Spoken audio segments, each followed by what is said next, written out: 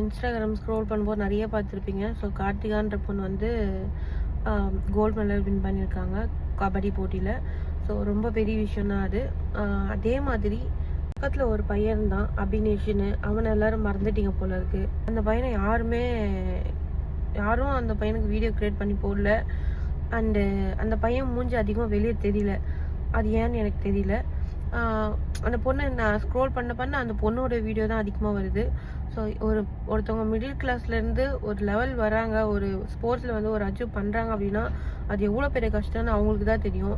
So நீங்கள் ஒருத்தவங்களை விட்டுட்டு ஒருத்தவங்களை மட்டும் இவ்வளோ பெருசாக பண்ணீங்க அப்படின்னா அப்போ அவங்களும் தானே வின் பண்ணியிருக்காங்க. அப்போ அவங்களுக்கும் எவ்வளோ கஷ்டமாக இருக்கும்.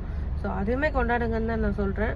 ஸோ அது மட்டும் இல்லாமல் அவங்களோட கோச், அவங்க இல்லைன்னா அவங்க இந்த நிலைமைக்கே வந்திருக்க மாட்டாங்க. ஸோ அவங்களையுமே நம்ம கொண்டாடணும். ஸோ அந்த பொண்ணை மட்டும் அவ்வளோ வீடியோ போட்டிருக்கீங்க, அந்த பையனையும் போடுங்க. அந்த பையன் மூஞ்ச வெளியே தெரியட்டுமே. ஸோ ஒரு மிடில் கிளாஸாக இருந்து ஒரு ஸ்போர்ட்ஸில் இவ்வளோ பெரிய லெவலுக்கு வர்றதுன்னா அது சாதாரண விஷயம் கிடையாது. அது பொண்ணாக இருந்தாலும் சரி, பையனாக இருந்தாலும் சரி. ஸோ பொண்ணுங்களுக்கு நிறைய ஸ்ட்ரகிள்ஸ் வரும், பட் பையன்களுக்கும் நம்ம சொல்ல முடியாது. எல்லாருமே ஈக்குவல் தான். அப்படின்னு பார்க்கும்போது 2 பேருமே கொண்டாடணும். ஸோ 2 பேரும் மூஞ்சும் வெளியே காமிங்க. அண்ட் அவங்க கோச் மூஞ்சும் வெளியே காமிச்சா நல்லாயிருக்கும் நான் நினைக்கிறேன் பர்சனலாக. ஸோ நீங்கள் என்ன நினைக்கிறீங்கன்னு கமெண்ட்டில் சொல்லுங்கள். நம்மளுடைய சார்பாக அவங்களுக்கு வாழ்த்துக்கள்.